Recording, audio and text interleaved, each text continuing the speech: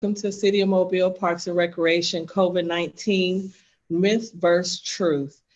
This afternoon, we have 3 doctors with us that's going to share some very important information around COVID-19 to really educate the public about what is happening on the front lines and to field questions at the end of this to be able to help you navigate this from day to day and just really to assist your family.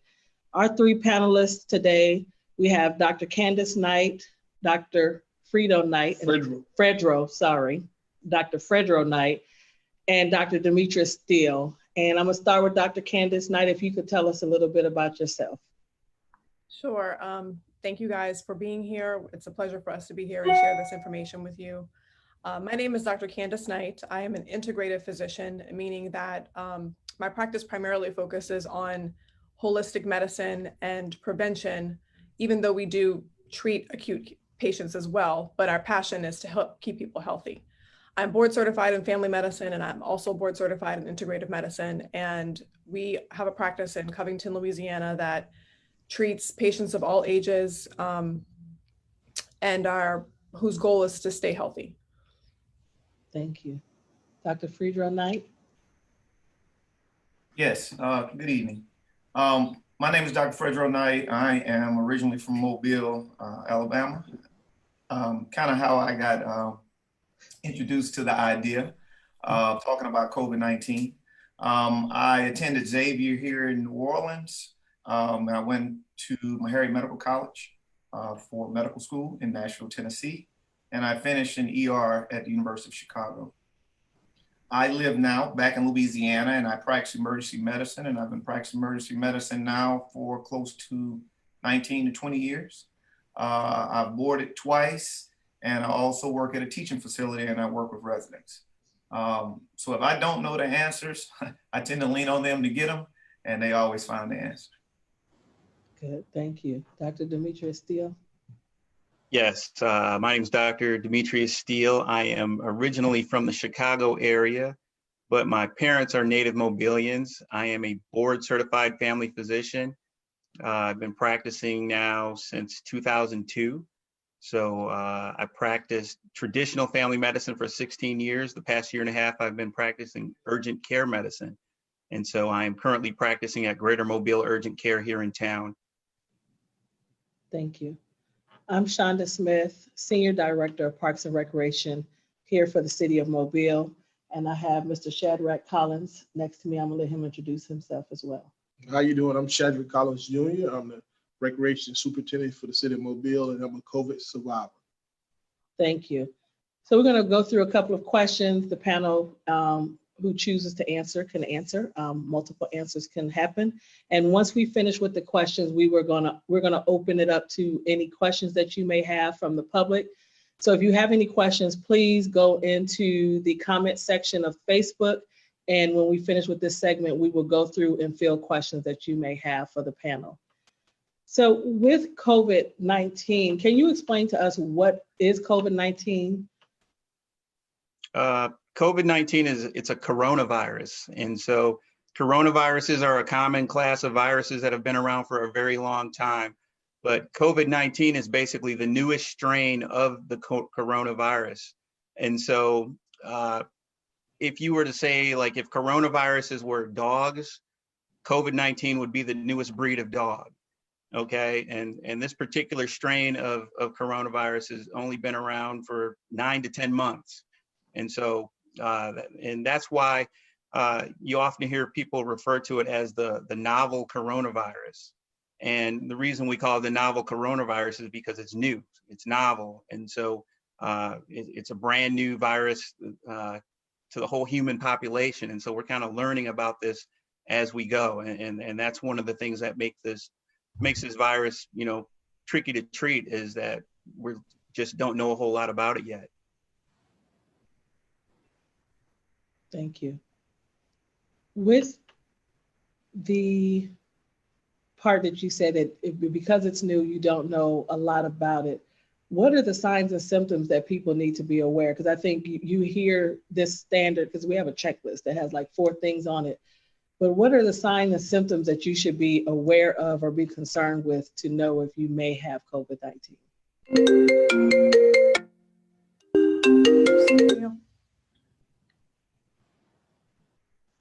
Dan, you want to take that or you want me to take it?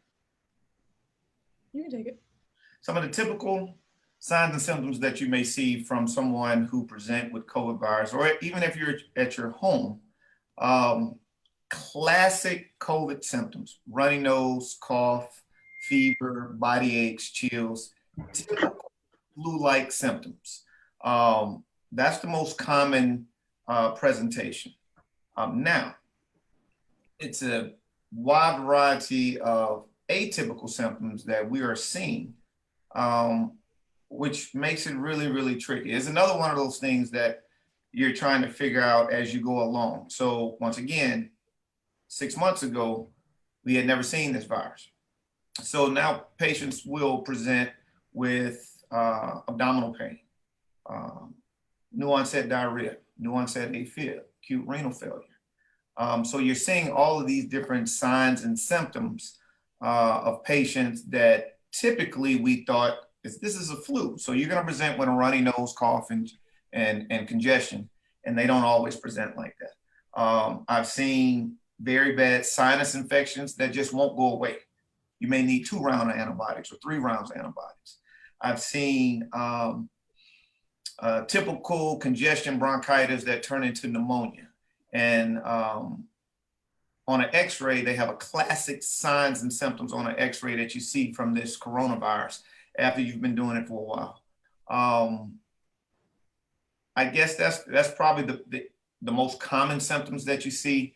And we will get into some more atypicals and some other myths. That was actually my next question, with the myths of how that's connected, because I'm gonna speak as a survivor as well. And I never had a loss of taste, a loss of smell. I never really had a fever. And so those are the most common things that you hear. So what are some of the myths about COVID-19 signs and symptoms? Some of the myths that I've personally have seen are, you don't always necessarily have to have any symptoms at all. One of the common myths is, well, if I have COVID-19, I'm going to run a fever. Well, not necessarily. I see plenty of people who come in and they have all the symptoms, but they don't have any fevers. And so it's kind of a mixed bag. And so you just want to be mindful that you could have anything from no symptoms whatsoever to you could have every symptom that was previously named, and any variation in between. And so you kind of want to gauge your whether you have it or not on the fact that if you've come in contact with someone who's tested positive, then you want to have a higher level of suspicion. And like Dr. Knight was saying before, I mean, if you have a sinus infection that you just can't seem to get rid of. One of the things that I've noticed is a lot of folks, they come in and they complain of this constant headache that they just can't seem to get over. Like they've taken all the over-the-counter medications, Tylenol, ibuprofen, tried sinus and allergy medicine, and this headache just won't go away. And then we test them and they're positive for COVID-19. And so you just want to have a higher level of suspicion and just kind of know that while there are like classic symptoms that we typically see, oftentimes that's not how you're going to present. And so just be mindful of that and be ready to come in and see someone so we can, make the diagnosis for you.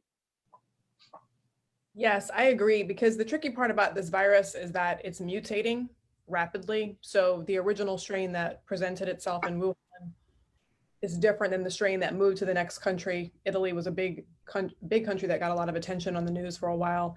And when it got here, we had another strain, and now we have multiple strains. So what we're seeing clinically is that while you do have the patients that present with the typical CDC symptoms that they tell you to be prepared for, mostly respiratory symptoms combined with fever, I think all of us have seen cases where the patient may only just have debilitating fatigue. They don't have any fever, they don't have any respiratory symptoms at all. They just say, I can't get out of bed. I've never been this tired in my entire life. And that can last for quite a bit of time. We've also seen patients primarily present with gastroenteritis, both diarrhea and nausea and vomiting with decreased appetite, but again, no fever, no respiratory symptoms. So I think just like Dr. Steele's saying, it's really, really important to know your body and to pay attention and maybe have a higher threshold or a lower threshold really of going to get checked out by your physician, because this thing can become deadly quickly if we're not proactive about how to mitigate as much progression of the illness as possible. And Dr. Knight can speak to, the ER standpoint of symptoms and their severity. Okay. A couple of other myths. One, this is primarily an old person's disease. I say that from my heart when I watched a guy on a ventilator die last week that was 26 years old. It was devastating. That's all I can tell you. And I've seen 39-year-olds and 37-year-olds and 42 and 58 and 69. So don't get caught up in what you're reading on, in the newspaper or hearing on the television about, oh, it's just an old person's disease. What I will tell you is this disease loves anybody with almost one risk factor. It really only takes one. It has, it loves patients with increased, what's the word I'm looking for? Obesity, but Candice can tell you the cutoff on the, what's the word I'm looking for? When you check their body, their BMI? The BMI? Not having an ideal body composition, because the disease is it's an inflammatory illness. It creates a lot of inflammation. And so everything that we can do to prevent having a major inflammatory response tends to lead to better outcomes. And so oftentimes patients that have a body composition that's comprised of excess body fat, that body fat itself becomes its own factory for inflammation. So when a patient presents with a significant amount of inflammation at baseline, they might not even know it's present, and then they get infected with COVID. That's where we're seeing a lot of these really, really unsavory outcomes, like Dr. Knight's talking about. In Louisiana, we've seen kids, in their teens, unfortunately succumb to the illness. So as we were saying, they really like one risk factor. You could be 35, but if you have diabetes or have hypertension or have sleep apnea or have COPD or have had an MI before or have sickle cell disease or any of these types of disease processes, all you need is one. So now it lowers your threshold from being 60 to 40, or from being 42 to 32 if you have asthma or COPD or you smoke a pack of cigarettes a day. So having this one or two risk factors is a game changer. So you have to know, like as they stated earlier, you have to know who you are. You have to know your body composition. You have to know what medicines you take. And if you fall into that risk stratification kind of group of people, then you're at a higher risk than the average 40-year-old that have no medical problems. You're at a higher risk just by having asthma or just by having diabetes. So that's a big myth, because people think, oh, I'm 40, I'm okay. No, it doesn't go by age, it goes by risk factors. So that's one thing I wanted to talk about. Also, wearing a mask. This has turned into a whole political situation about wearing a mask, and I won't even go there about the mask, but the bottom line is the mask does help. So that's what you need to know. If I'm out, if I'm in public, I have a mask on if I'm trying to prevent from sharing the virus or anyone actually giving me the virus. So masks do help, and you should wear them. So with the signs and symptoms, and I don't know if you can share this, Dr. Knight, you shared a story of a lady who came in who had diarrhea, and I want to talk about it because I think it speaks to what you all are talking about knowing your body and knowing when things are inconsistent. Because I think the bigger part is, when do I need to go when do I go get tested, or when do I self-treat because this is normal? And I ask that because I think now that most people know that I've had it, I get calls like, I'm coughing, should I go? I mean, I'm not a doctor. I mean, if you don't feel comfortable, you should go. So how do people know when is that threshold of when there is a concern that I probably should go get tested or go get checked out?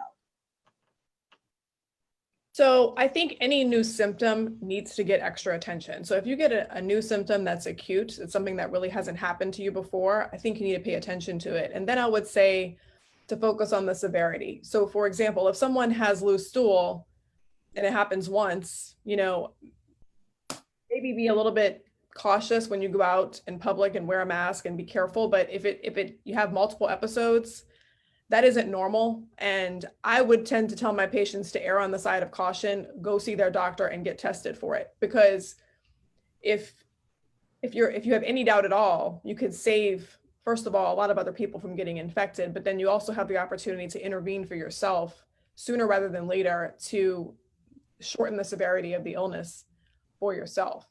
Cough's a tricky one because, you know, spring and summer, there are things blooming and sometimes people have allergic type responses. So I would say if they have only a cough and it's not volatile, maybe watch it for a couple of days. But if they're coughing again a lot and that's not what they do typically, and that cough is persisting for a day or another day, I would go get checked out and at minimum get swabbed to find out if you have it. And again, prevent the spread and give yourself the opportunity for it to give yourself a chance to intervene early.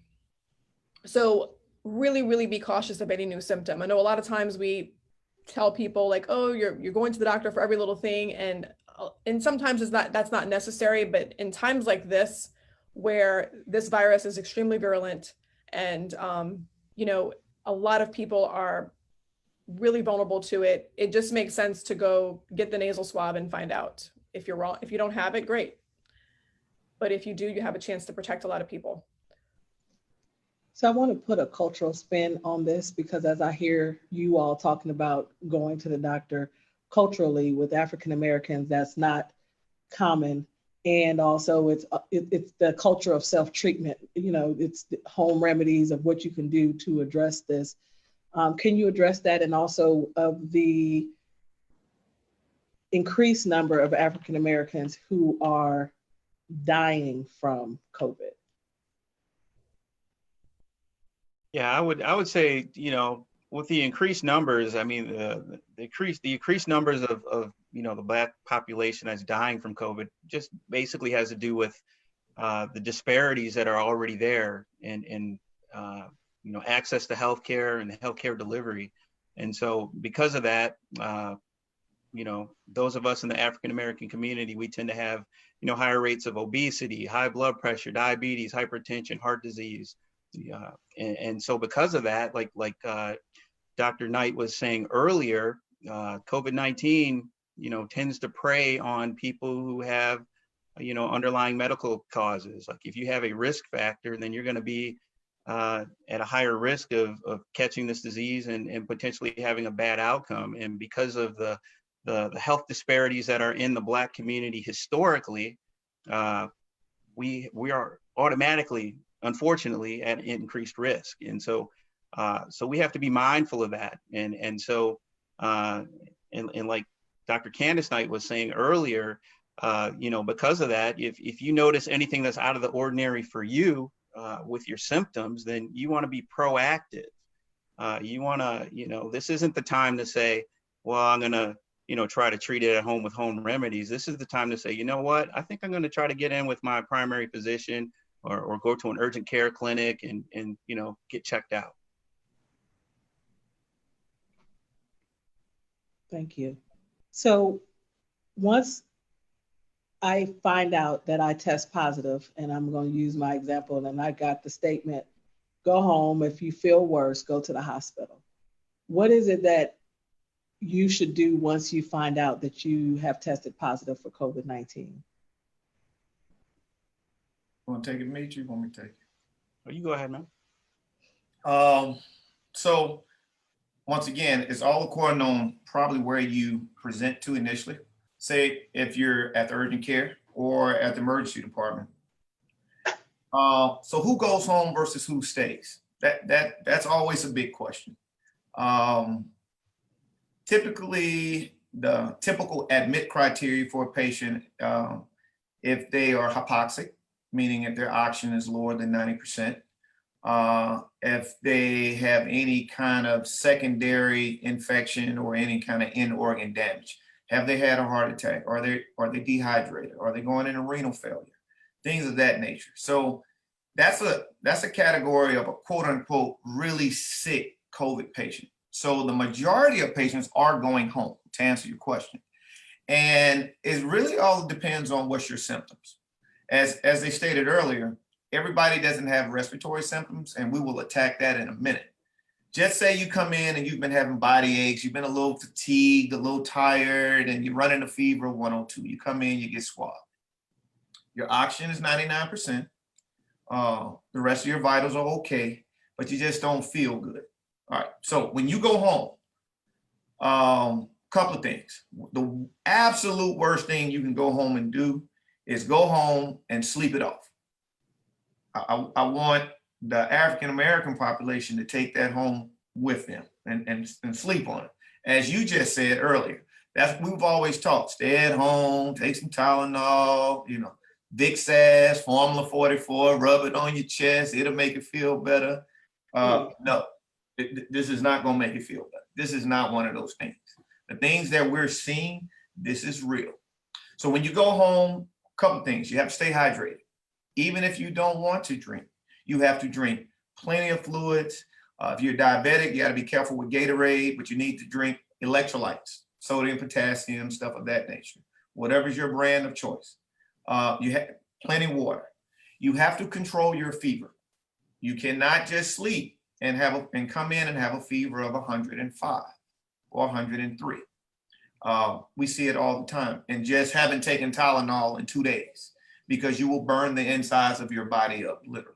So that's awful for you. And that helps promote the cytokine storm, which we'll kind of talk about later. Everything in COVID is to prevent the cytokine storm, would eventually put you on a ventilator or a respirator if you don't get it under control, if you don't control it. So controlling your fever, Tylenol, Motrin, fluids, hydration, get enough rest, but also exercise. You got to move around. You got to keep your lungs open. This is primarily a lung respiratory disease, and it loves to clog up your lungs with gook, for a better word. And Scooter can describe his own experience. But you have to move around, you have to stay hydrated, and you have to control your fevers, and you have to eat something. You don't have to eat a big meal, but you need to eat something. Just continue to put some nutrition in your body. Once again, the worst thing you can do is just go home and sleep. So that's the average, probably 75% of COVID patients that just go home. You need to follow that regimen. Now you get into a whole respiratory situation. That's probably another question, and we can answer that next. No, you can actually go ahead with that. So now, so it's some medications that we've been discussing. We've discussed off camera, and some things that we're doing at our teaching facility. First of all, for respiratory, you got to support your respiratory system. COVID in general, it attacks the lungs. It has this cytokine storm, this inflammatory response, and it basically recruits your immune cells, and it's kind of almost like a reversal of what it should do. So it fills your lungs up, for lack of a better word, with inflammation and fluid, and it blocks the arterioles, and it blocks the bronchioles. So ultimately, if you go home and sleep, you don't exercise your lung. For those of you has had anybody that's been affiliated with medicine or has asthma, COPD, or had broken ribs or anything of that nature, it's something called a incentive spirometer. Grandma might have had one. She fall, break a rib, she comes home. It's a little glass bottle, kind of a plastic bottle, has like a little blue tube on it and has a little level on it. And if you ever seen one, you can go to Google and look at it. But you breathe into it, and the whole idea is to blow into it and blow and blow and blow to keep your lungs inflated. And I typically send patients home with some type of inhaler. a respiratory apparatus, whether it's a meter dose inhaler or it's a respirator that you can plug into the wall and take breathing treatments. If your baby has asthma or something of that nature, you can use their machine if you have to. You got to change out your mask and things of that nature. But respiratory treatments, probably steroids, oxygen support, exercise, and any kind of lung exercise that you can do will help respiratory status for COVID patients. So if this is a side question, why, if you are leaving with those symptoms, you don't get those? Because steroids are not something I can get on my own. That is something that I have to get. And I'm still speaking from a person, I see you smiling, but I'm gonna speak from a personal point that when I tested positive, I went and they thought I had a respiratory infection. So I got a steroid shot that day and they put me on a Z-Pack. But that was because they didn't know yet. And they sent me home with that. And so, you know, my mom, and I think you said that probably, and the same thing happened with Shad, that kind of helped us out. But that is not something that they're given on a regular basis. Why is there a reason for that? Well, I'm gonna be honest, COVID is new. Every hospital and every physician is doing something different. The recommendations, I would just put it this way, the recommendations that has come from the umbrella of leadership has been varying. So I think for the general public, nobody knows exactly what to do. It's not a textbook that we're reading about COVID. Understand, everything that we're learning, or at least I'm learning, we're learning on the fly. We're learning by taking care of patients. The more patients you take care of, the more patients that you see, and you try a regimen on them and they go home and they do well, or they go home and they come right back in 2 to 3 days. So you say, ooh, well, maybe that regimen that I tried on them didn't work so well. But it's not a manual. It's not a book. It's no book. It's nowhere we can go online and just say, hey, this is the manual of treating COVID patients. And if you treat them all this way, they're all going to survive. That's not the reality of it. So a lot of this is trial by error.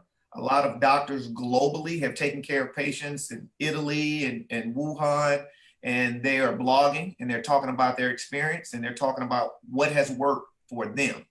So you can get online and you can read these podcasts, and you're hearing about the doctors out of Harvard and Yale, and like I said, Wuhan and Italy and England. And we're all reading about what works for them. And now every doctor now has to kind of adopt their little pathway of what they're going to do for the patient. Some doctors are well schooled and educated on this, and they're following along. And there's some other doctors that are kind of, you know, just doing what they've always traditionally done. And the old traditional pathway is just not working for this.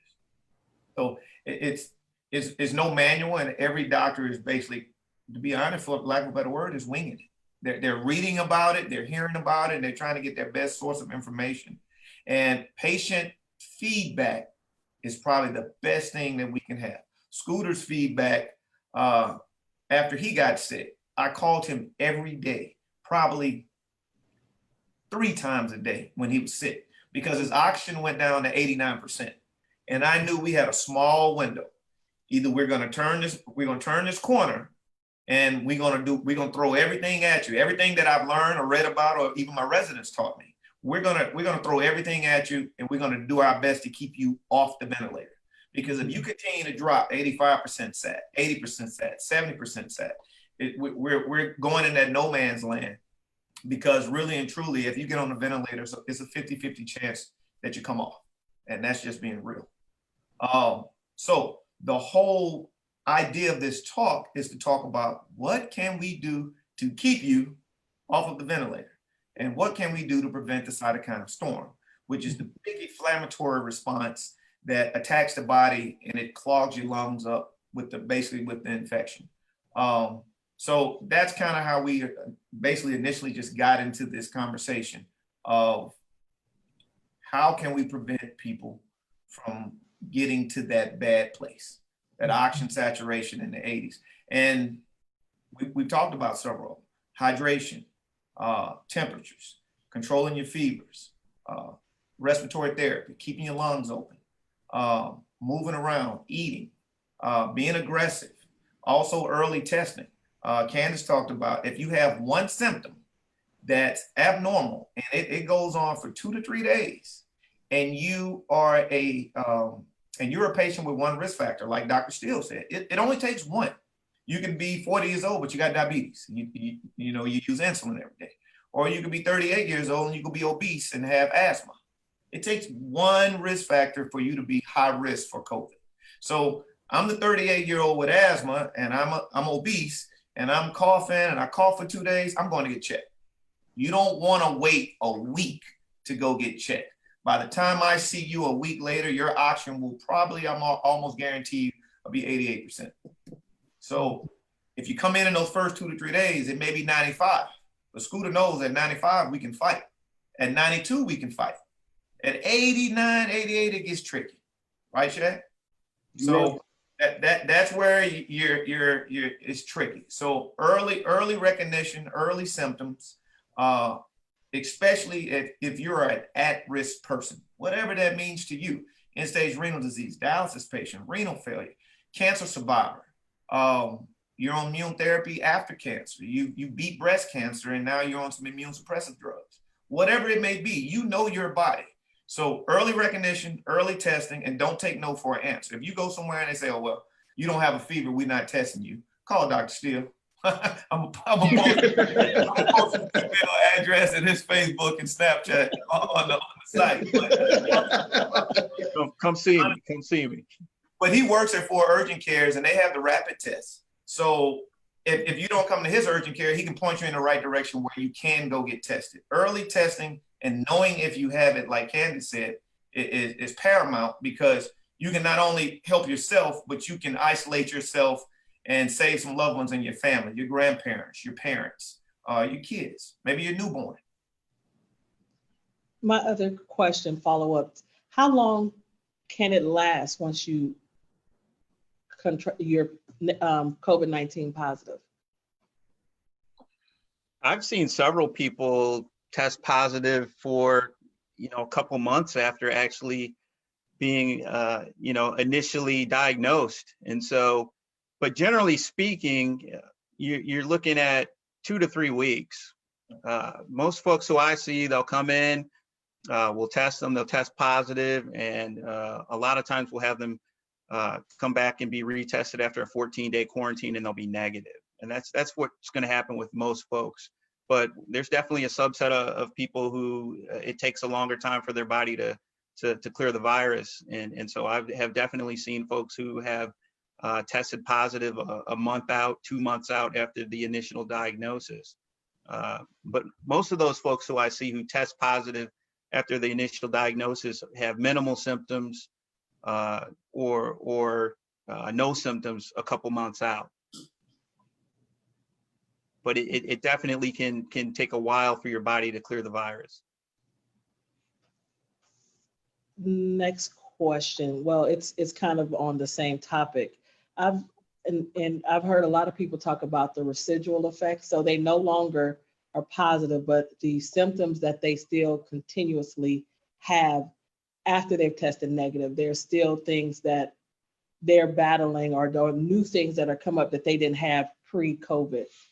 Can one of you all speak on that? Sure. I've seen folks with that scenario. They'll test positive, they'll come in, we'll retest them, and they'll still have the fatigue, the coughing, the shortness of breath, and that could last for a couple months, and it's one of those things that I've referred people to go see lung specialists for it, and a lot of that it has to do with the inflammatory response that your body generates as it fights this illness off. And so and that's one of the things people really need to understand, that when your body fights off an illness, it makes antibodies to the virus that causes an inflammatory response in your body, and that inflammatory response can cause damage to other organ systems in your body systemically. And so it can affect more than just your lungs. It could damage your kidneys. It could affect your heart. It could affect your circulatory system. I'm sure Dr. Knight can speak to this. COVID-19 can cause a hypercoagulable state where it makes you more susceptible to having strokes, and that's a result of the inflammation in your body. And so it's not uncommon for people to have some of these residual effects weeks, months, and potentially years, because we're still learning about this virus. I mean, some of these effects that people are dealing with after they recover could be permanent, but that remains to be seen. I mean, like we talked about before, we're still learning about this virus, and so we're learning as we go. And so, each day, each week, each month, the picture becomes a little more clear than it was previously. And so, and I think what we're going to find out is that, years from now, that there will still be a subset of people out there who will still be dealing with the lingering effects from having been affected with COVID-19. Thank you. So for the people who have not tested positive or once, I guess, let me ask this before I get into that about preventative measures. Can you get COVID-19 again? So if you had it once, can you get it again? Yes, you can. Yes, you can. So as Candice stated earlier, there's I know there's at least 8 strands of the virus. And how do we know this? So the Wuhan, China, they started taking blood samples and blood draws from patients who had expired because they wanted to figure out what was wrong. So they started testing the blood from the Wuhan virus patients. And then early on, some of the first patients that presented to the United States presented in Seattle. And they broke out in this nursing home in Seattle. And they were probably the second, they were probably a large group of people that tested positive for coronavirus. And after they expired, they checked their blood and they found out that was 2 strands away from the strand that was in Wuhan. It was still coronavirus, still COVID-19, but 2 strands away. Now, we all know eventually it made its way to New York City and it became the epicenter. And when they started testing patients up there, it was 2 strands away from the Seattle population. So how scary is that this virus just keeps mutating? So, which is one of the reasons it's making it so difficult to come up with a vaccine. Because when you think about influenza, you think about A and B. So we make Tamiflu and we got medicine for it and we can treat, the flu A and flu B. But so now do we make a vaccine that treats strand A, strand B, C, D, E, F, G? It's so tricky. So that's why one of the reasons we don't have a vaccine, and also we started late on the vaccine. So let's be honest there. So we got behind the 8 ball, and clearly we as a country we haven't been able to catch up. Especially when you talk about myths, because people are, let me get it so I can just go ahead and get over it, but very much you can catch it again by not managing your behavior.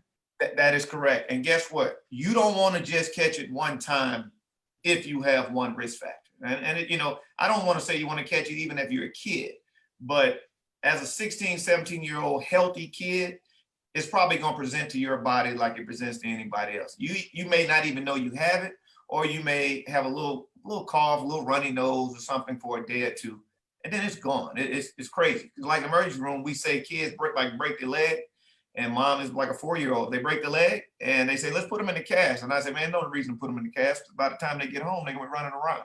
That's just how fast kids heal. Kids heal like this. I break my leg, I'm in a cast for 9 months.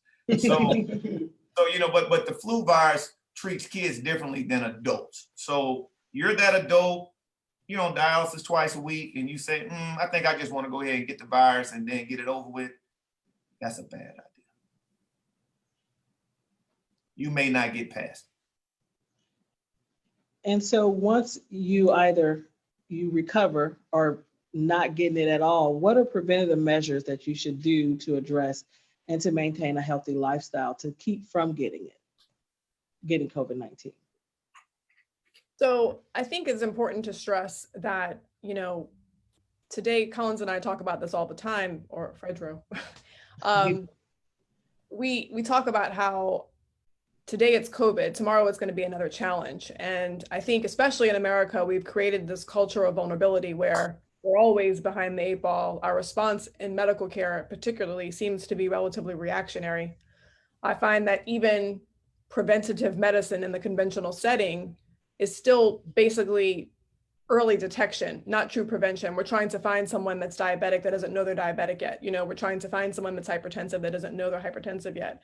But my passion has always been, no, we need to swim further upstream from there and really help people create an environment in their bodies that is just simply not hospitable to viruses like COVID, to bacteria, to other things. So the tone of our conversation in medicine in general needs to be toward how do we build healthy humans that are more resilient to all types of adversity that we're going to face in our environment, especially in modern times where we're facing more toxins, we're facing changes in our lighting environment. People have complete disruptions in work-life balance and their sleep structure and all kinds of things that all have an impact on the immune system. And I think the other thing, when the virus first came out, we were talking about it's an old person's virus. One of the things we talk about in my practice frequently that I tell patients about is that if there's a difference between your chronological age, the number on the piece of paper, right, what year I was born, and your biological age. And your biological age is how old is my body on the inside? Because our body is constantly repairing itself. It's constantly starting over. We build new organ systems. They each have their own amount of time that they're rebuilt. We have a whole fresh crop of red blood cells, for example, every 3 months, which is why we do an A1C every 3 months. So patients need to understand that just because I'm 80 years old doesn't mean that I'm going to succumb to the virus. And just because I'm 16 years old doesn't mean that I won't succumb to it. And I think that's what's gotten a lot of patients in trouble, is that they feel like, oh, well, I'm of a certain age, therefore it's a blanket response, I'm good. A lot of our young people have unfortunately seen the results, the negative consequences of thinking like that. When we saw spring break and Memorial Day, a lot of young people went out and said, we're healthy, we're just going to party and we're going to go to the beaches. I know that's a big thing on the Gulf Coast, especially. And a lot of kids got sick and some kids died. So I wanted to share a quote with you guys that one of the CEO of the Institute for Functional Medicine, one of the places that I trained, says, if we are honest with ourselves, this pandemic requires us to take dramatic steps to not waste this moment. We must not let the lives lost, the healthcare system torn in shambles, and the broken economy to have been in vain. This crisis is novel, and novel challenges demand innovative voices, innovative thinking, and innovative ideas and solutions. I think that's why everybody's here today, because everyone knows that we have to start thinking outside the box. So what I stress to my patients constantly when they come to me in a panic, particularly about COVID, is like, look, I don't want you to have this gloom and doom feeling about COVID and feel like your life's over and you have to stay locked inside all the time. It's COVID today, it's going to be some other bacteria or virus tomorrow or some new challenge. So the question is, what can I do for myself to build resilience to whatever adversity I'm going to face? And that's where we start the conversation. How do I keep my inside young? Keep my inside young. And a lot of times for us, youth means that you have a healthy immune system. So yes, the immune system oftentimes is referring to viruses and infections and things like that, but also the immune system is responsible for repairing our bodies and helping us recover and heal, keeping us youthful. I mean, even wrinkles in our skin is a sign of inflammation. So how can I stay young and healthy, right? So one of the first things that I say, and Dr. Knight focused on this earlier, was hydration, because water in our bodies is the way that we take the nutrients, take the medicines that we're taking and help it move. It's the medium through which we're delivering a lot of these things. Our blood is predominantly water. So I can't tell you how many patients I see in my practice that just on simple basic lab work that they may even bring from another doctor, how dehydrated a lot of us are walking around. I would say probably over 90% of people that I see are just dehydrated. You know, we're drinking a lot of things, our coffees, our teas, our soft drinks that we love, but those are diuretics and they deplete the body of fluid. We all are in the deep South, so the sweat from just the heat this time of year, we underestimate how much electrolytes that we're losing in our sweat and how much water we lose in our sweat. And a lot of times we get caught up in work. I'm guilty of this too. If my nutritionist in-house didn't come deliver water to me during the day, I probably would be guilty of the same thing. But I think that hydration, I can't overestimate how important it is in keeping people healthy. One of my mentors says, look, he keeps a carafe and a glass on his desk, and he says, you know, when the glass is full, you drink it, and when it's empty, you fill it. So drink at least a gallon of water a day, probably, but it is going to vary based on people's size and you know, their activity. But in general, try to drink about a gallon of water a day. And then if you do indulge in coffee or alcohol or something that tends to be more drying, then you need to take an extra glass to compensate for that. So that's number one. The second thing I tell patients to do, and this may sound a little bit woo-woo to some people, but actually we've established in the literature that going outside in the morning is extremely beneficial. We really take for granted how, just like all of our plants, they wither when they don't get enough sunlight. Human beings wither when we don't get enough sunlight as well. Why? Because especially in the early morning, but we get it throughout the day, the sun delivers something called infrared radiation that is an anti-inflammatory. So that's number one. Number two, we focus in medicine a lot on the eye and its vision and what happens to vision when you have hypertension or diabetes and those other things. But the other thing we don't talk about is that the eye is a clock. When we go outside and get natural sunlight, our eyes have receptors on the back of the retina that are taking information from the sun about what time of day it is in order to determine when to release certain neurotransmitters, when to release certain hormones that are going to drive repair. So it's often hard for us to get outside during the day. In modern life, a lot of us are working in an office. Sometimes we don't even have access to a window, much less outdoors. But a lot of us can somehow fit into our day to go outside in the morning after sunrise, even if it's just for 20 minutes, and expose yourself to the sun. When my patients are sick with COVID, I tell them, I don't care how bad you feel, you need to go sit outside in the sun because it's only going to help you heal. And I can tell you when the Spanish flu in Europe, you know, was affecting, I believe it was in France, they made the patients go outside on a gurney. And a lot of them did a lot better just from being out in the sun. So get exposed to the sun for sure. Social distance, but get outside in the sun. Spending time in nature, I think that this is a big deal as well, because a lot of times people don't understand that it's not about just the healing part of being immersed in the earth, but the earth itself, the surface of the earth, delivers electrons to our bodies that help, again, fight inflammation.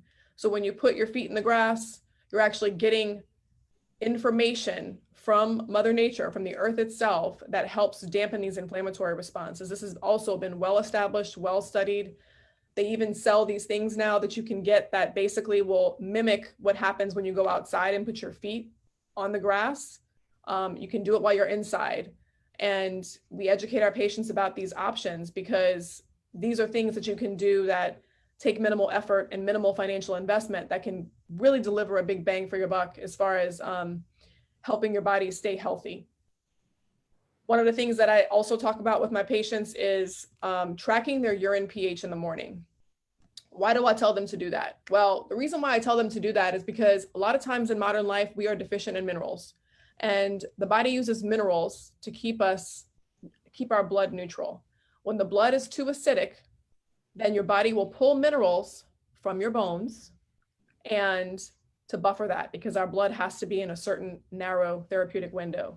Why do we get acidic? A lot of times it has to do with our food choices. It also has to do with the lack of sleep. It has to do with too much stress. So paying attention to that and being able to adjust accordingly by ingesting more minerals in your diet, drinking mineral water, can help you keep your cells optimized to fight infection. The immune system and your cells' batteries do not function well when the soup that they're sitting in is not optimal. So that's super important. Stress management, another big one. A lot of times, you know, one that's easy is that I tell people to, you know, take a hot bath. You can put Epsom salt in there. You can get magnesium from there. You can put some baking soda and just soak. Self-care is the best care. I mean, I think that oftentimes, especially women and moms, we tend to take care of everybody else and we don't think about ourselves. but it's really, really important to have some time to de-stress, because the chemicals secreted by your body when you're under a significant amount of stress only make your body more hospitable to viruses like COVID, to other infections, to autoimmune disease. It weakens the immune system. So it's really important for us to just unplug sometimes. You know, when your kids are using their games too much and then they start to act all wonky and that we tell them press the reset button, well, we need to press the reset button sometimes too. And I don't think it's part of everyone's day. We go until we just force ourselves to go to bed. But taking some moments, there are plenty strategies that we share with our patients about how to find something that means something to you to help you relax via, you know, whether it's meditation, whether it's yoga, whether it's, you know, doing your favorite hobby, whatever it is that takes you away from all of the stress that happens. Movement, I think Dr. Steele and Mr. Dr. Knight both discussed the importance of movement and the importance of exercise. That's really important because exercise and moving opens your lungs. So we talked about using an incentive spirometer and how it opens your lungs, and it's an exercise for your lungs. Any type of exercise is going to require you to take in more oxygen in order to feed your muscles to do whatever you're doing. So it really doesn't matter whatever the patient wants to do. You don't have to, you know, hit the pavement really hard if that's not your thing. I mean, even simply walking has a tremendous impact on your health. And stretching as well, staying mobile, moving your body around, not getting too stiff has a tremendous impact. Deep breathing is a big deal. I mean, if you guys pay attention to how you're breathing, I'm very guilty of this without paying attention to it. We a lot of times get caught up in the day and we take very shallow breaths. Anything you can do to oxygenate your tissue better is going to confer an additional benefit to your body and your health, because we're humans and we need to breathe oxygen. So the more oxygen that we can get in our system, then the better equipped we're going to be to fight any challenge that comes our way. Diet. So food is a big deal. How we're eating and what we're putting into our bodies is a very big deal. I can't overestimate that enough as well, because food really should be our medicine. Unfortunately, we've gotten to a situation in modern times where we have to be really, if you really want to stay healthy, you have to eat a really good diet. And then we've gotten ourselves in a situation where most of us need to supplement as well. But the starting point should always be food, because any pill is a supplement to what you're doing. And eating an anti-inflammatory diet, not consuming too much sugar, which is really detrimental to the immune system, is very, very, very important. Sometimes when a patient comes in with certain symptoms, we will help them discover if they have something that they're ingesting that their immune system doesn't like, because taking those food sensitivities out can actually further calm the immune system. But eating a diet that is whole, so that means not in a box, not in a bag, not in a package. We say food that comes off of a plant rather than made in a plant is the best way to go. And if you're consuming, you know, fish or pastured chickens and, you know, organic meat and things like that, those are all beneficial for you as well. But trying to stay away from the fast food, because all of those things are actually presenting an additional stress and taking more energy from your body to digest it, when you want to have that energy freed up to fuel the immune system to keep you healthy and to fight infection.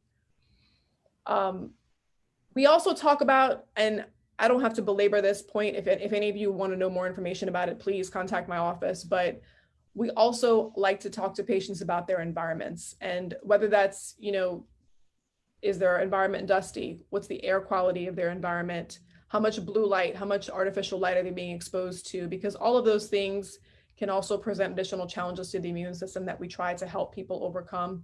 And, you know, I can get super detailed about lifestyle strategy, but I think we've hit the big ones. And then a lot of times when you meet with a doctor, an integrative doctor especially, but even in a conventional doctor, if they can make the time to talk through what your setup is at home and what your typical day is, we can make some personalized recommendations about how to make some changes to further catapult you forward. Now, when it comes to supplementation, there are numerous supplements that boost the immune system that we have research on. Now, like Dr. Steele and Dr. Knight said, because COVID is novel, we don't have, you know, literature specific to COVID, but we have literature that supports how to prevent viruses in general and how to prevent viruses like COVID, like viruses that have similar genetic makeup, influenza, is the big one that gets compared to COVID a lot. But there are even some studies like Ebola, that's also an RNA virus, that we had nutrients that helped mitigate the infection. And we are recommending our patients to take some of those things as well. So what I did was I'm going to talk to you guys about the main ones that I give to my patients, and the ones that are probably going to give you the biggest bang for your buck.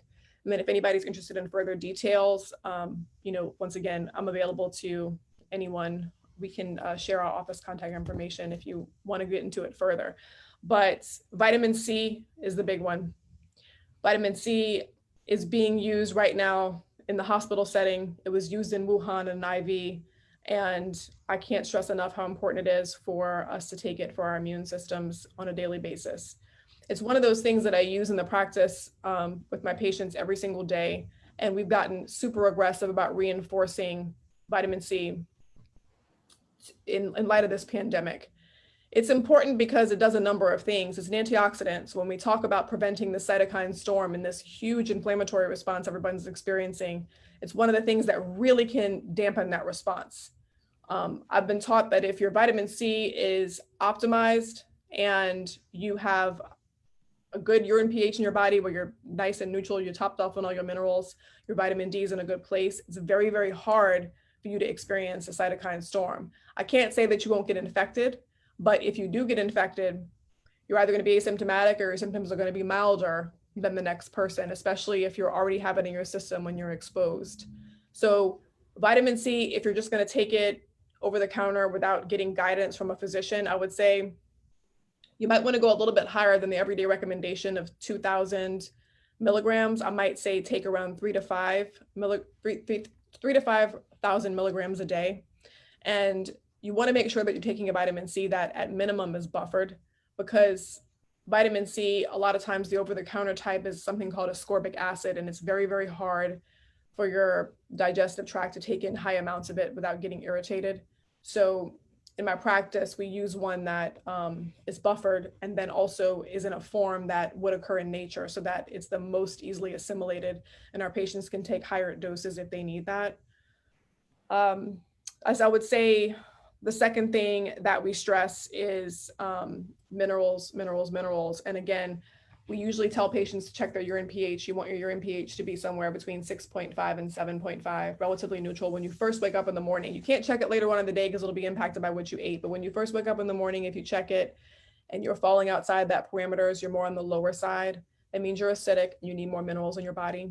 Magnesium's the big one. There are others that you can get from taking a multivitamin or multimineral and drinking mineral water, for example, and then doing some things that we talked about, like stress management and eating a lot of plants in your diet where you'll get minerals from those choices as well. Zinc is a big one.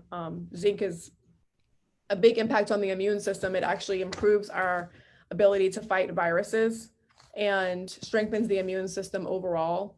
So usually if I'm telling the patient to take it from a preventative standpoint, we're aiming for around 30 milligrams a day, but that will change if the patient is acutely ill. So in a lot of these, the patient will need to take higher doses when they're acutely ill, if they have COVID.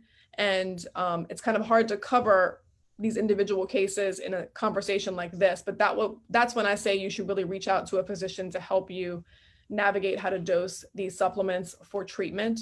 But for prevention purposes, 30 milligrams of zinc a day is great. And if you have the benefit of having your labs checked and you know where you stand, you can kind of track to make sure that you're in a good range for zinc. Vitamin D is another big one. We tell our patients we want their serum to be between 50 and 80 if you have your labs checked. If you don't have your labs checked and you want to know how much can you just take safely every day, then you can take about 5,000 IUs a day. And the thing about vitamin D is that vitamin D is a steroid. So we talked about whether or not the doctor gave me steroids when I left if I got COVID, or, am I taking steroids you don't want to take a steroid as far as the pharmaceutical goes every day, but steroids that occur in nature are fantastic for keeping your inflammation down in your body. Vitamin D also has the benefit of making these antimicrobial peptides. I'm not going to bore you guys with these terms, but what that means is that it's your own natural antiviral that vitamin D makes when you have enough in your body. And yes, you can supplement with it. The studies that have been done on vitamin D success often come from supplementation, but going outside is the way that we are supposed to get vitamin D from nature, and we convert it in our skin. If you have darker skin, it becomes a little bit harder to get vitamin D without spending a significant amount of time out there. But there's an app that I recommend my patients use if you guys want to write this down. It's called D-Minder. So D-Minder. And you can put in your zip code. It's going to ask you some questions about your skin tone. If you know your previous vitamin D level, you can put that in, and then it will tell you when to go outside and how much time you should spend outside, how much skin should be exposed. And that can be really helpful too, to help you get some natural vitamin D in addition to the supplementation. Elderberry. Elderberry's been a controversial one. I've seen some people post on Facebook that it can actually enhance the cytokine storm.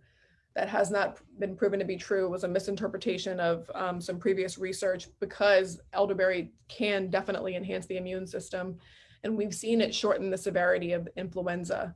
So we have been telling our patients to take elderberry about 500 milligrams to 500 to 1,000 milligrams every day. And then if you get acutely ill, oftentimes we'll double that, because it's a plant, it's pretty safe. You can't really get much negative side effects from taking it. And lastly, I like to stress for people to make sure that their liver is detoxed. So for a lot of patients, their livers are overburdened, and we see fatty liver disease way more than we used to in just regular screening labs that you get at any doctor's office. They don't have to be an integrative doctor, but if they tell you that your liver looks like it's strained, then a lot of times you want to take some type of liver support. Probably the most common thing that people see over the counter is milk thistle.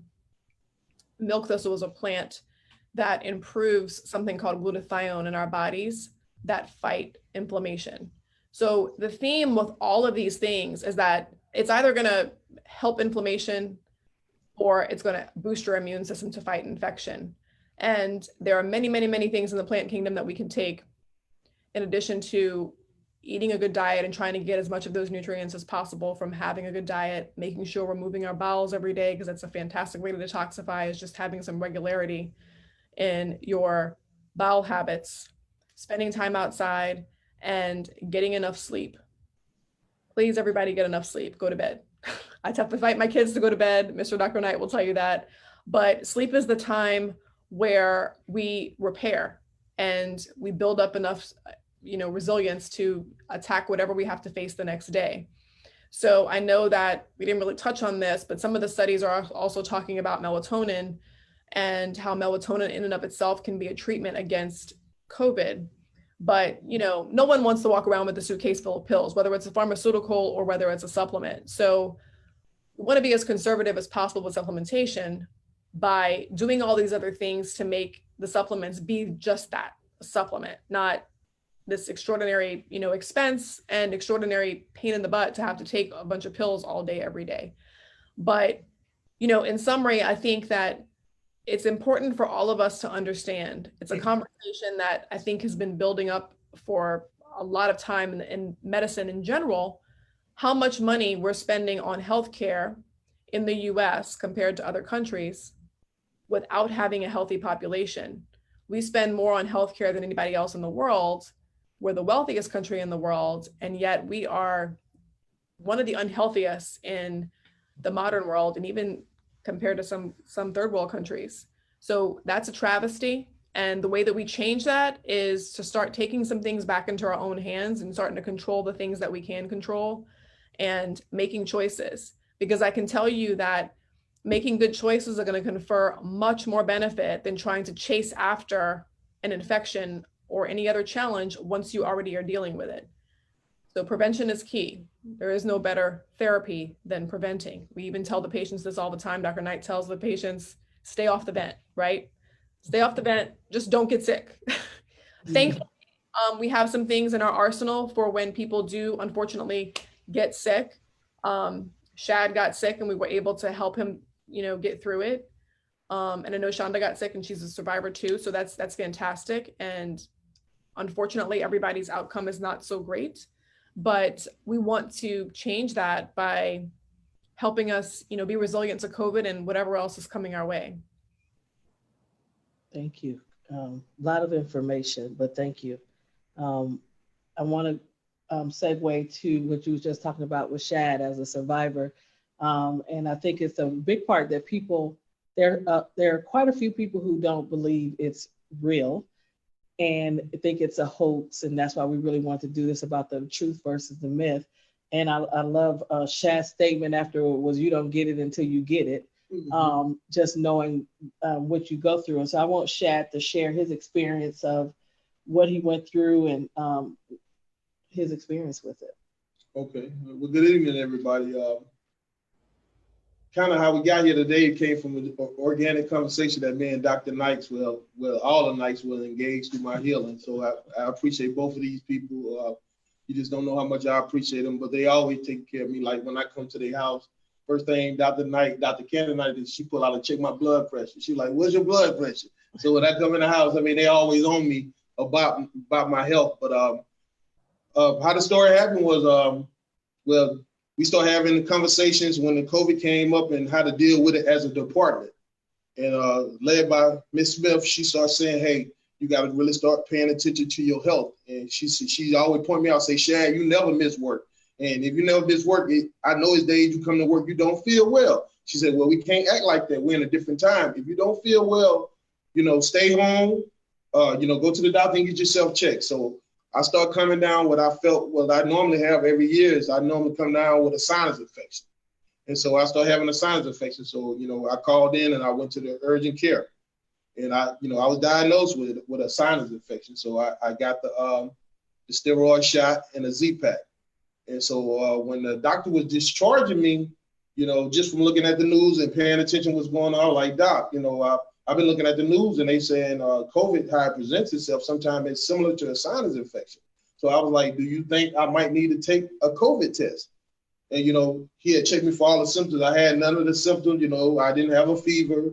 I didn't have no rash. I didn't have diarrhea, nothing like that. But just for myself, I said, do you think I need to take it? Well, he was like, well, if you want to take one, we'll give you one. So when he said it like that, I was like, well, I'm just taking it for my own sense of knowing I don't have it, but I just knew I didn't have it because, the doctor wasn't pushing to have it. So 3 days later, I get a call from the nurse, you're positive.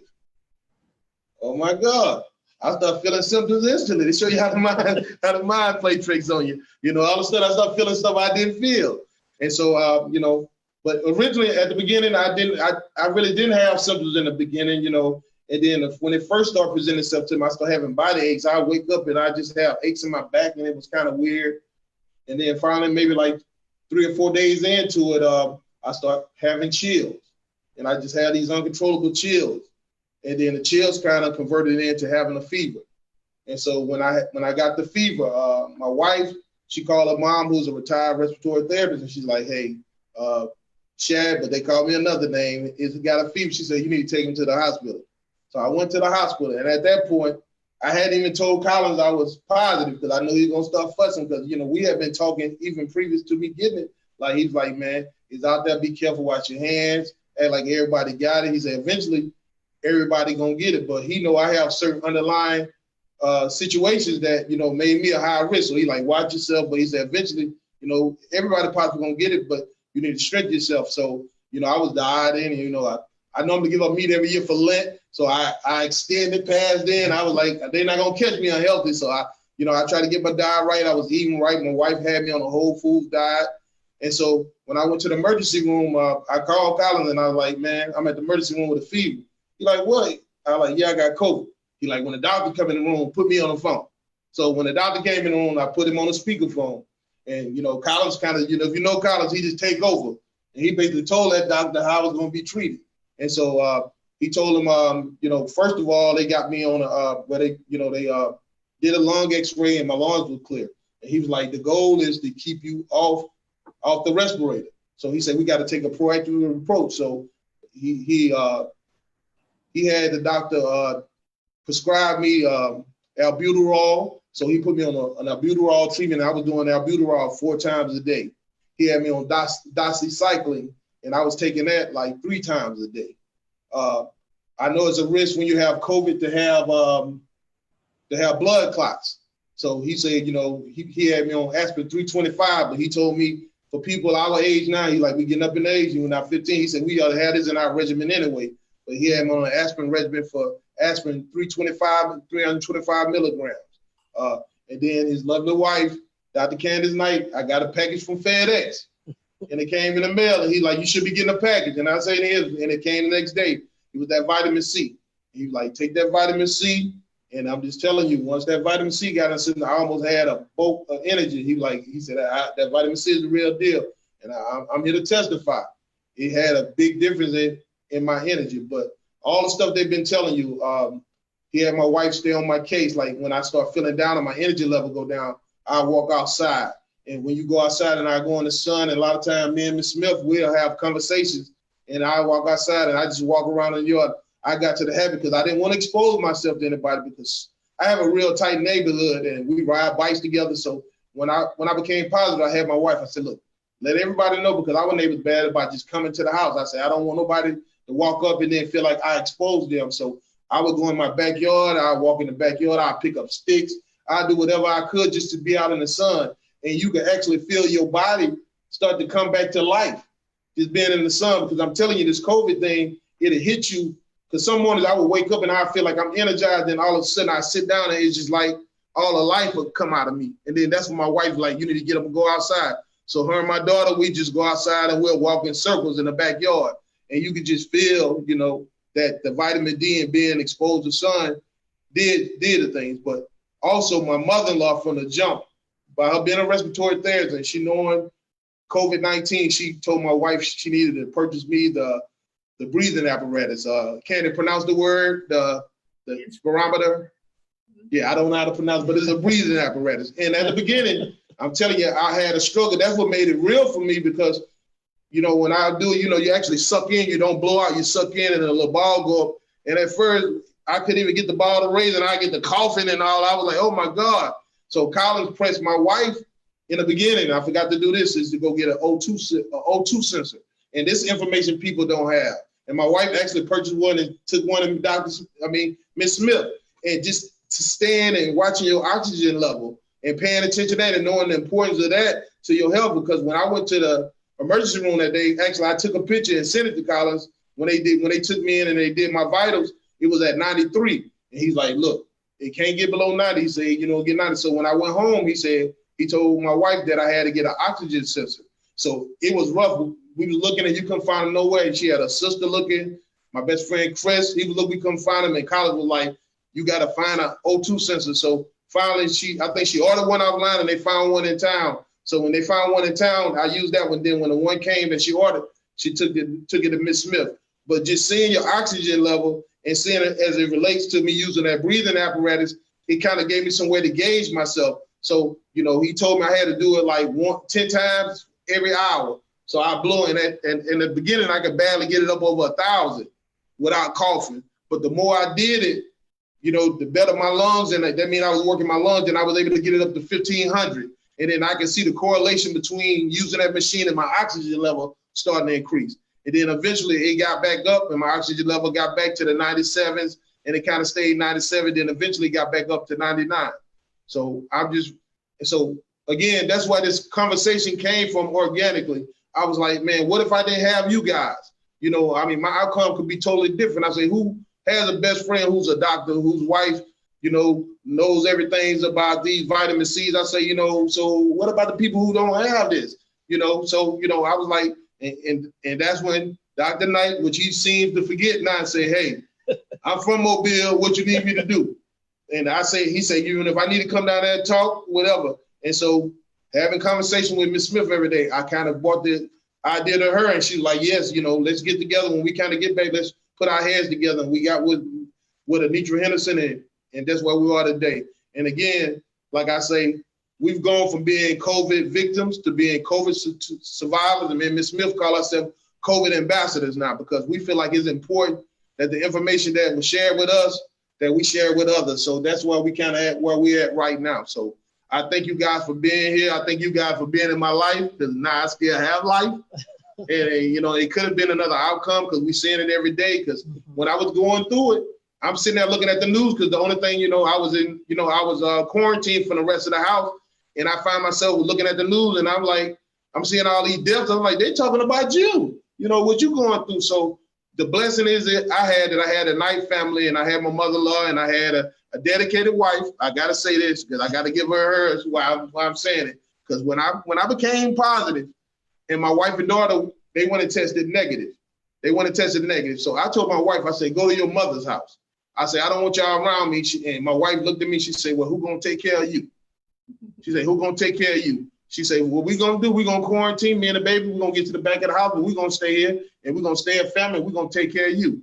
And my greatest fear with her taking care of me and my baby being there, that they would have ended up being positive. But throughout the experience, they never came up positive. And when I went back and got my negative, and we all came negative, and I remember when I called Collins, he don't want to admit it, but I could tell he got a little moist on the other side of the phone, you know, because like I say, he stayed on it, like he stayed dedicated. Him and his wife stayed engaged. I mean, 3-4 times a day, text messages. He stayed on my wife. My wife probably is a registered nurse now because Collins took her through that. He made sure she stayed on it. But I appreciate it. And like I say, again, that's where we are today. And like I say, by me surviving and getting to the other side of this, I definitely wanted to share this information because I feel like the information that I benefited from, maybe if some of the other people who didn't benefit, if they would have had the access to this information and to these people that I have access to, their outcome might have been a lot different. So that's what we have. Thank you.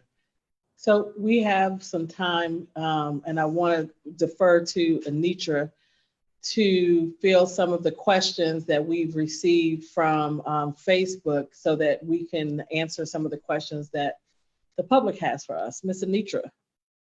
Yes, ma'am. Well, I have seen so many comments just saying thank you for the information. So many people have said thank you for all of the wonderful information. We really had 3 areas of questions. And so the first one was a lot about exposure and taking the test. And so what they want to know is, can you just assume everyone has been exposed, and can you be tested if you haven't been exposed? So I'll open that up to our physicians. So I think the problem with assuming that everyone's exposed is that, unlike normal circumstances where an exposure oftentimes confers future protection by your immune system, exposure doesn't necessarily mean that you won't get re-exposed, get sick again. If you didn't get sick the first time, it doesn't mean that you won't get sick the second time because of the difference in strains. So this has been the challenge with antibody testing in general, because some people wanted us to check their antibodies to see if they've been exposed to the virus, which is a different test than the test to see if you actually have virus in your system. But that test doesn't really tell you anything, because even if it comes back positive, because in saying that you were exposed and you didn't know it, you were exposed at some point, you didn't get sick, but you had the virus, it doesn't mean that you won't get sick in the future. So when we say, like, go out and get sick, go out and get exposed on purpose, it's not going to necessarily protect you from a future. We used to do that with varicella, with chicken pox, and our parents would send us out and say, everybody go get chicken pox and then, you'll be fine. It doesn't work anymore, at least not with COVID. So those assumptions are just not going to be fruitful for someone. And I don't know if Dr. Steele or Mr. Dr. Knight want to expound upon it or not, but I think that's really the big thing that we're seeing is that, the exposure isn't necessarily going to protect you in the future. Right.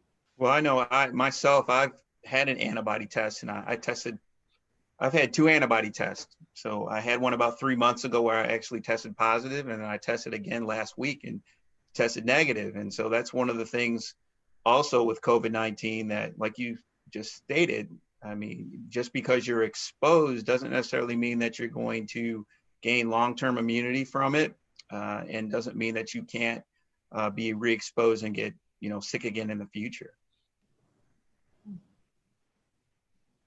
So Dr. Steele, tell us a little bit about the rapid test versus the test where you get the results in 15 minutes versus the test that you get the results in 3 to 4 days?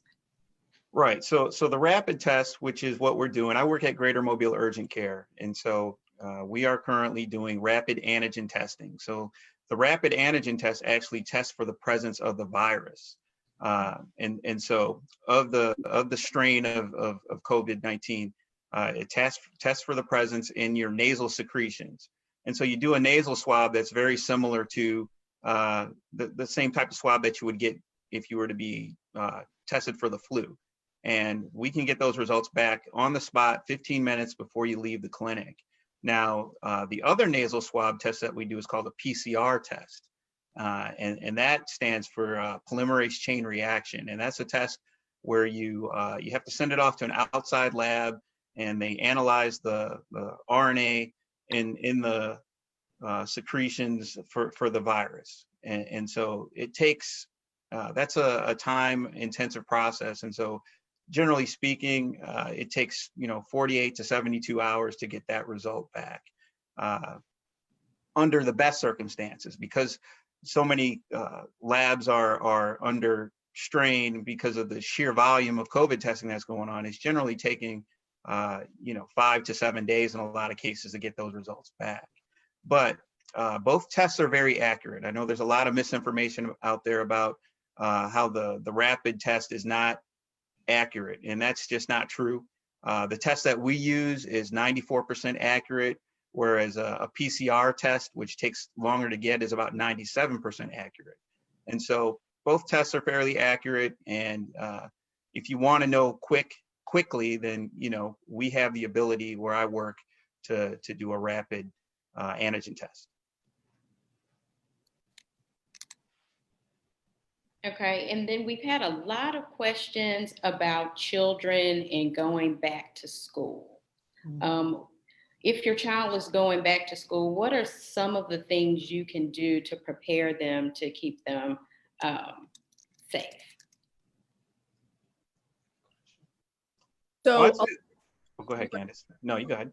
well, a lot of the lifestyle strategies that we talked about, Collins and I actually implement with our own children.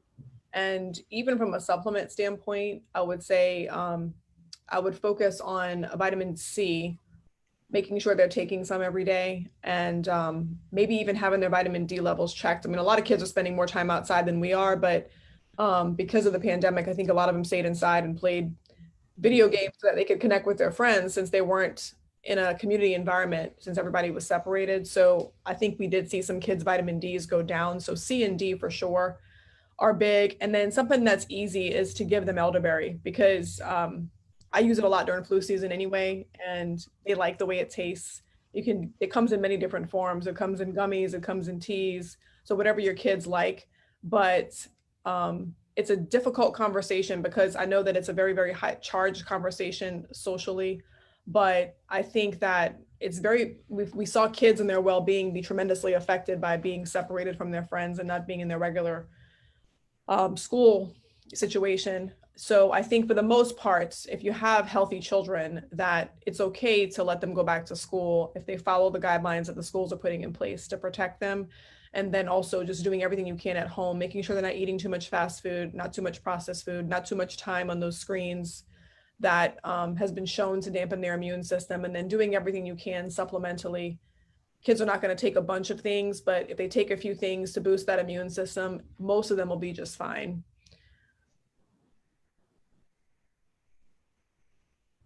I know a couple of things that I've done with my kids, with my two daughters, is we just really over the summer have just stressed the importance of hand washing and, using the hand sanitizer and wearing your mask. And so those are some of the things that I personally have worked on that, will help them when they get ready to return.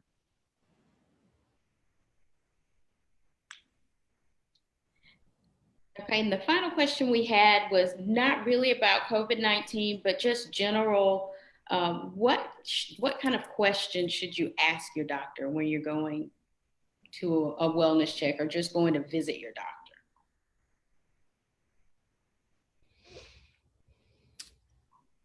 Were they specific about Are they speaking relative to the immune system or just in general? Just in general. Well, Dr. Steele can attest to this too from his family medicine days. I know it's a little bit different focus now in the urgent care, but I think that, there are certain things that we need to be checking that I don't see all physicians check. So I would say having your doctor, in addition to what the traditional annual wellness visit includes, at minimum, checking what your vitamin D is, because not all of them check that, and checking something called an omega check, which checks the status of the fats in your body. What I didn't really get into during the portion of where I was talking about supplementation and food is that what's been shown is that the type of fats you have in your body determine how much inflammation can thrive in your environment. And the reason why is because, oftentimes everyone goes to the store and they see this omega-3 fatty acids, omega-3 6-9 fatty acids, what does that mean? And omega-6 fatty acids tend to lead to inflammation in the body. And omega-3 fatty acids tend to lead to more anti-inflammation in the body. They both have a role in maintaining an optimal human, but they need to be balanced with one another. And so oftentimes when I'm checking a patient, I'm screening a patient, they're well, but they want to know how healthy are they. You can see patients have 30 and 40 times more of that pro-inflammatory fat than they can have of the anti-inflammatory fat. And that's a perfect opportunity for me to really get ahead of anything happening by telling them, look, your environment and your body is fostering more inflammation. So let's talk about some things that we can eat, like fatty fish that is low in mercury, like, salmon and halibut, and sardines is a big one that I can incorporate in my environment. Nuts and seeds and things that are rich in omega-3 fatty acids can help dampen that omega-6 response. And then, of course, the biggest supplement that we talk about with that is fish oil. But I really, try to talk to patients about how they're living and checking that omega-3 status. And then another thing you can have your doctor check that I don't think is standard is something called an HSCRP, because that HSCRP tells you how much inflammation's in your body. And an optimal level is to be less than 0.5. So if you have your doctor check some of these things, you already have an opportunity to see, okay, do I look good? Do I look like I can fight off an infection and I'm not too inflamed, or am I really inflamed, and is there an opportunity for me to make some changes early on before they become problems? Good. Well, Shonda, I'll turn it back over to you for final last thoughts. Thank you. And I'm going to throw another question, and it's a request for Dr. Candice Knight. And just so there is not an assumption, can you explain so people know what does integrative medicine mean? Yes. So integrative medicine believes that we should treat the entire person. So basically, when you go to a doctor these days, a lot of times, you're focusing, a primary care doctor is going to focus somewhat on the whole system, but it's still very separated. If you have a heart problem, we only talk about the heart, right? If you have hypertension or you've had a heart attack before, we talk about the heart. If you have a kidney problem, then we talk about the kidney. But in integrative medicine, your doctor is going to say, you have a heart problem, but how does that connect to the rest of your body? What does that mean for the rest of your body? And how can I optimize your health of the whole person? A lot of times when a patient comes to see me and they have high blood pressure, certain aspect of the treatment is not going to be much different than when they go to a primary care doctor, because if they have high blood pressure, I'm going to have to treat that high blood pressure with medication unless I decide to go a supplement route, depending on where they are, because I don't want that patient to have a stroke. I have to get their blood pressure down. But the treatment part is just one big piece of a much larger puzzle, where I'm asking the question, well, why is this patient have hypertension in the first place? And how can I fix the underlying causes of that to reverse the hypertension so that they're no longer dependent upon medication? And I think that's what most integrative doctors are going to be focusing on. While we may treat the acute presentation, we're going to ask ourselves, why did this happen, and work with you to build a new system that is not fostering an environment for whatever illness is there. So our workups are much more comprehensive than what you would get in a typical environment. I have a nutritionist in my practice that once you see me and I develop a plan and recommendations based on what I'm seeing in your lab work, you go see her. She helps you execute that plan. She holds you accountable to make some certain changes that are going to catapult your health in the right direction. So a visit, when I practice traditional primary care medicine, my average visit, because, you know, I had corporate breathing down my neck about seeing 30, 40 patients a day. So we're moving through in 10 minutes, 15 minutes max. I spend an hour with my patients. I know them inside and out. I know what makes them sad. I know when they had a bad day. I know what's going on in their lives, because all of that stuff is contributing to how they're presenting in front of me. And it also helps me know when something's changed. So they really become part of our family. And I think that that's really, really important with your physician, to have somebody that you can trust, who you feel comfortable with, who knows.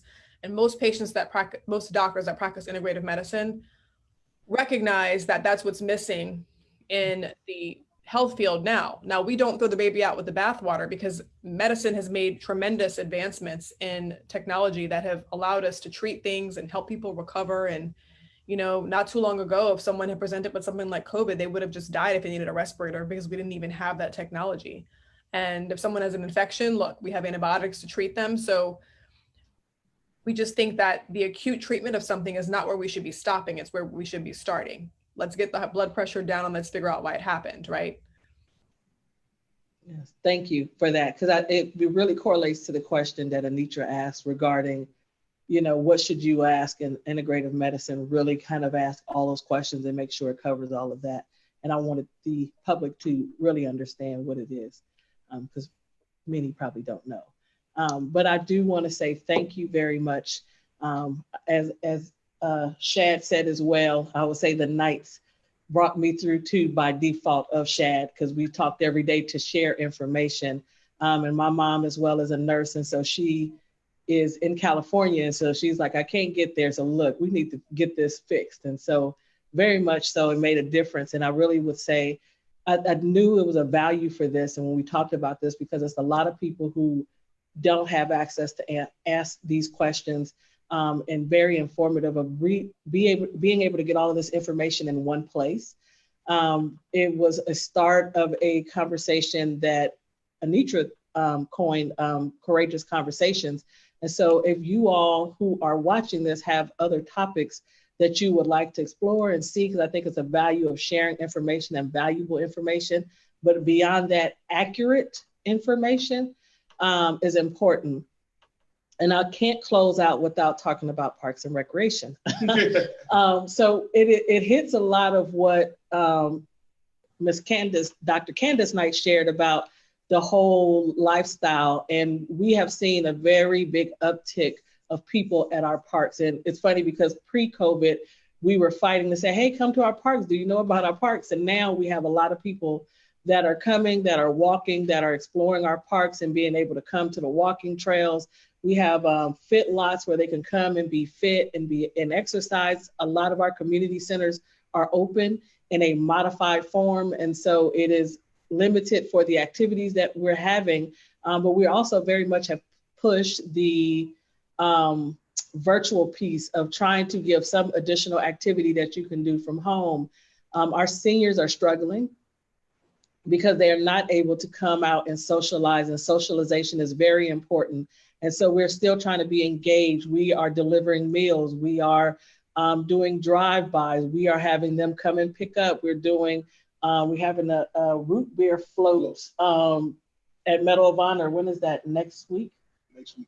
Next week. And so we're trying to do creative things to engage them, but we also deal with the special needs population. And a big part of this that recently we started talking, I said, you know, you take that for advantage is the mental health piece about how people are dealing with not being able to be social, and that it is changing their regular routine.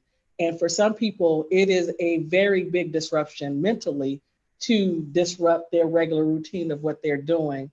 And so Parks and Recreation is still here. Please share on the comments page of information of you, if there's things you would like to see, more information that you would like to hear, because we find that our platform is a way of sharing information and being able to engage the community. Before we close, I want to go around the horn one more time with Dr. Candice Knight, Dr. Knight, and Dr. Demetrius Knight to share contact information, how people can reach out to you, find out about your practice if they're interested, so people will know how to contact you. Dr. Candice Knight, I'm gonna start with you. Sure. So I have a slide. I'm going to see if I can share it, Chandra, that has all of the information, the website and the address, so people want to write it down. Let me see if this will work. Let's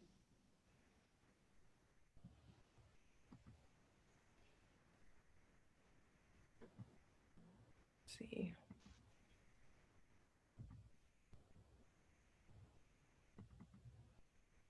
Okay. Can you guys see it? Yes. Great. So there's our address and phone number. And then on the right side is our website. My receptionist's name is Andrea and my business manager's name is Dana. They're both wonderful. So if you guys have anything you need, any point in time, please feel free to call us. We can be contacted via email or via a link on the website if you have any questions. And if anybody has any more questions, follow-up questions about supplementation and what they should take, or if you want to know specifically what we give our patients, I'm happy to share that with Ms. Smith or Mr. Collins, or we can share it with you if you call us too. Can you say, and I don't know if their view is the same as mine because you all are on one side, which is actually covering your email address. Dr. Knight, can you say what the email address is, just if the public is viewing it the same way? Sure. So the email address, not email, the website is knightintegrative.com. It's kind of long, but it's KNIGHTINTEGRATIVE.com. If you Google Candice Knight, you'll probably find it as well, but it's pretty easy to get to, and pretty easy to navigate. If you want to call the office, our phone number is 985-867-5516. Thank you. And Dr. Knight, I know you're in emergency. I don't think people want to come see you in the emergency room, but if you want to share a closing comment, I will allow you to do that because I don't think we want to come see you. No. I don't want you guys to come see me. Just remember all that you're hearing out in the general population about the COVID virus. To a certain degree, a lot of it is fake news, and we've heard that term a couple of times. The most important take home from this whole experience is what we've learned as kids: go home, get a good night rest, and sleep and drink. That's not a good option here. As we all stated earlier, walk around, hydrate, Tylenol, Motrin, stay moving, things of that nature. And early testing. If you think you got it, if something's wrong, go get tested. And don't let a doctor, whomever they are, nurse practitioner, PA, physician assistant, tell you, well, I don't think you need a test because, famous last words, you don't have a fever. So I don't think you need a test. BS. Okay? You think something's wrong with your body, you get a test. If you can't find a test, you find Dr. Steele and he can get you a test.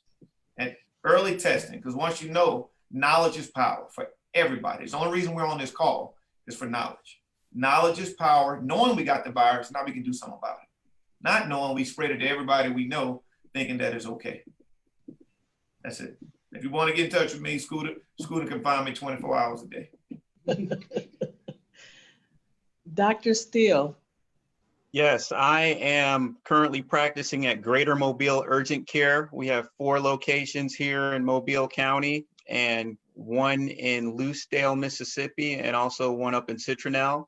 And I primarily work at the location that's out on Schillinger Road and also the Spring Hill location on Old Shell Road. Those are the 2 locations I'm at most of the time.